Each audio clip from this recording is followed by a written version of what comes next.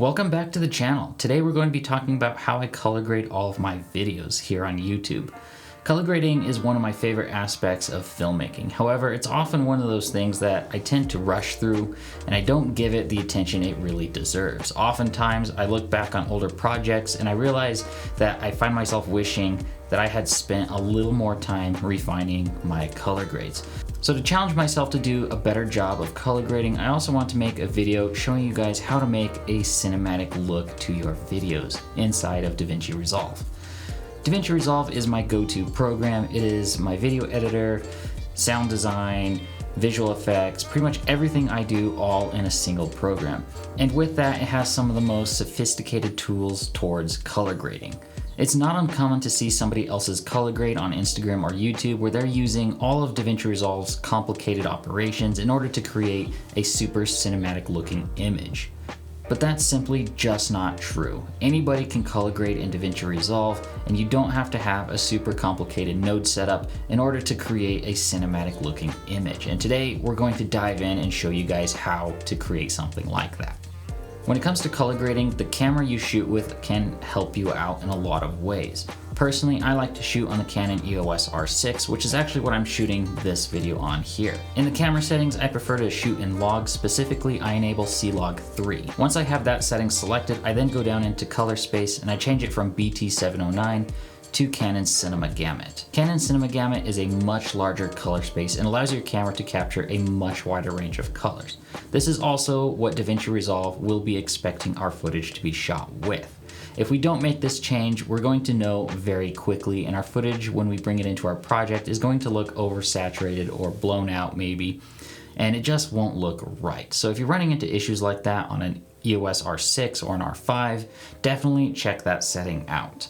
Once you have your camera settings figured out and you're done shooting, it's time to bring all your footage into DaVinci Resolve and set up a project. So let's go ahead and jump into that. Okay, so we are here inside of DaVinci Resolve and I have 4 clips that I want to color grade. Each of these was shot in C-Log 3 from my Canon EOS R6.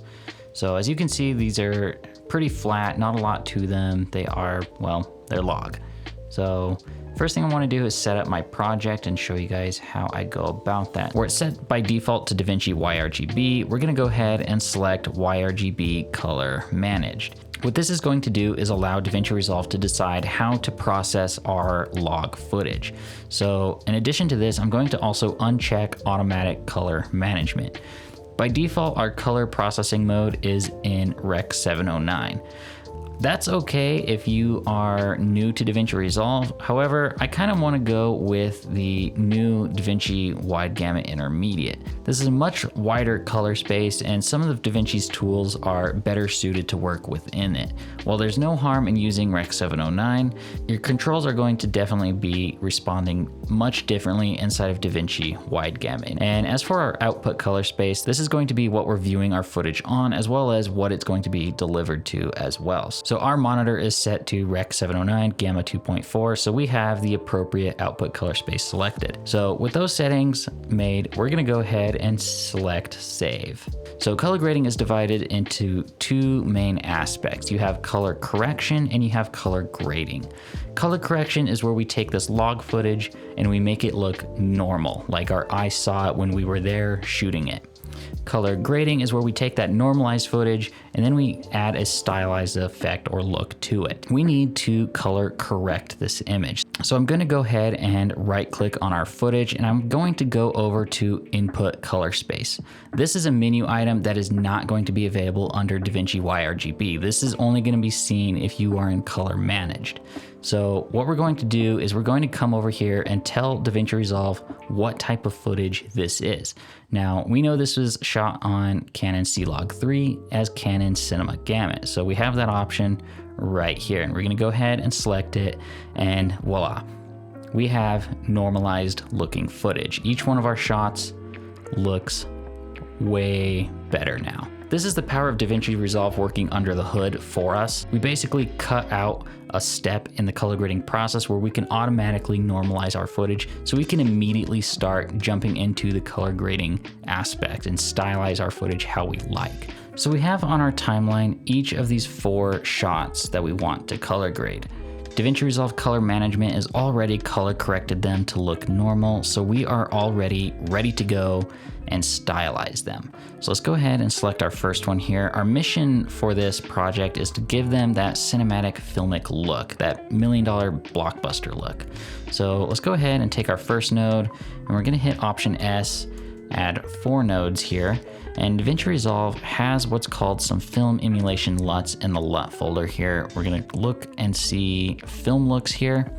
And I like to use the Kodak 2383 film emulation LUT. And what this does is it emulates actual real world film print.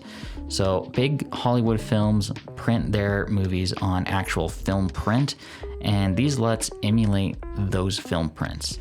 So I like the Kodak 2383, and DaVinci Resolve has it in 3 different white balances here, from a warmer D55 to a slightly cooler D60 and an even cooler D65 where we have lots of blue.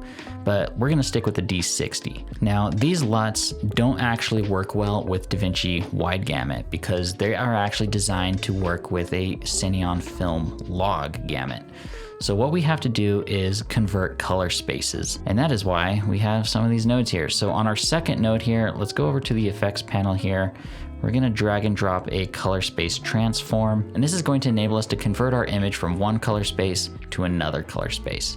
So our input color space that our project is set to is DaVinci Wide Gamut, and we want to convert it to Cineon Film Log, which is what these LUTs are designed to work with. So our input is set to use timeline, both on color space and gamma, and we need to set our output to Rec 709, and then our output gamma to Cineon Film Log. And our image looks really bad because we're not actually viewing the colors as they're supposed to be viewed, because once we make this change and apply our LUT, we then have to convert our color space back to DaVinci Wide Gamut. So our colors aren't really going to be true on our screen here at the moment. So we are converting our image from Wide Gamut to Cineon Film Log. We can then go to our third node and then double click our film emulation LUT and apply it. Now our image looks even worse, but bear with me here. Our LUT is actually taking Cineon Film Log and turning it into Rec 709 Gamma 2.4. So on our fourth node here, we're gonna add another color space transform, and we're going to convert back to DaVinci Wide Gamut. So unlike our first color space transform over here where we edited the output, we're actually going to be changing the input, so it'll convert back to DaVinci Wide Gamut. So we're gonna go ahead and select input color space, and we wanna select Rec 709 input gamma, and we will say gamma 2.4. And now we are seeing what this film print should properly look like on our footage. Now keep in mind our footage is not exactly the correct exposure, so things don't really look the way they should. So let's go ahead and select our first node here, and we're gonna go to our HDR wheels, and we're gonna go to our global, and underneath there we have our exposure, and we're just gonna pull this down. Now I have a tendency to overexpose everything I shoot by about 2 stops. Doing that allows me to preserve a lot more detail in the shadows. So we're gonna pull that down to about right there. That looks really good. So now we have our proper exposure that we want this to look, and then we have a film emulation being applied to it. So in our global setting, we can nudge colors just a little bit, maybe push a little more red in here because there's a lot of red already there. And we just might make that pop a little bit better, and that's looking really good right there. I think it looks like a sun is just about to go over the horizon, evening shot, and that's kind of the feeling I want to make it look like. So if I take these 3 nodes here, because technically they're all working together, and we disable them, this is what our shot looks like with only adjusting our exposure and pushing in a little bit of red and yellow. And if I disable our color grade, that's what it originally looked like. So this is what exposure and a little bit of color did. And then if we come over here enable our film print emulation. It just adds a little bit of contrast. So that is basically a near done color grade right there. It's not super complex, it's pretty easy, and we're basically just gonna do this for the rest of our shots. In fact, we could probably just duplicate this grade from our first shot here. And you know what, let's just go ahead and reset this first node, but we're gonna leave these 3 nodes here for our film print emulation. And like I said, I tend to overexpose my shots by 2 stops. It's pretty normal for me to do that. And we're just gonna pull the exposure down, way down. We're gonna crush some of these details in the shadows. I think I may have overexposed this one a little too much, but I think right there is about good. And you know what, let's change our LUT from D60 to D55. Ooh, that looks way better. So it's a little warmer, and I may come back to our first node here. We're just gonna push in a little bit of red or yellow until we're happy with what we see. And we're basically there. This is a completed look almost. I think it looks really good. That filmic look is not really about preserving details in the shadows. It's really about crushing those details, but leaving enough for the imagination, really. So my typical routine when I color grade is if I come over here and enable our luminance on our waveform, I like to have our sunlight as close to the top of our waveform as possible. I will generally leave clouds between 768 and 869.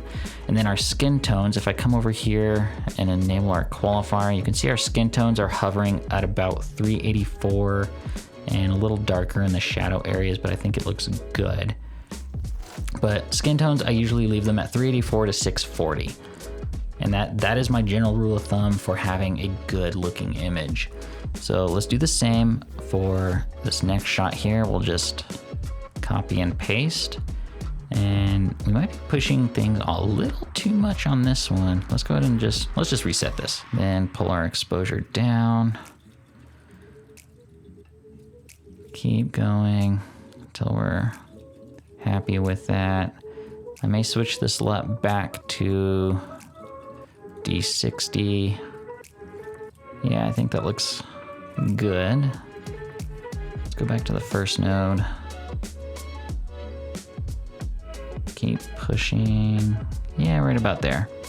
And then I can push in a little red or yellow. Yeah, let's go right there. And we're done.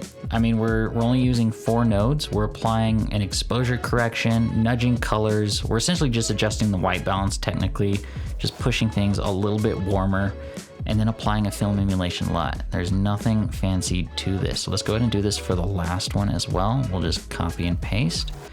And wow, we have a pretty good looking image here.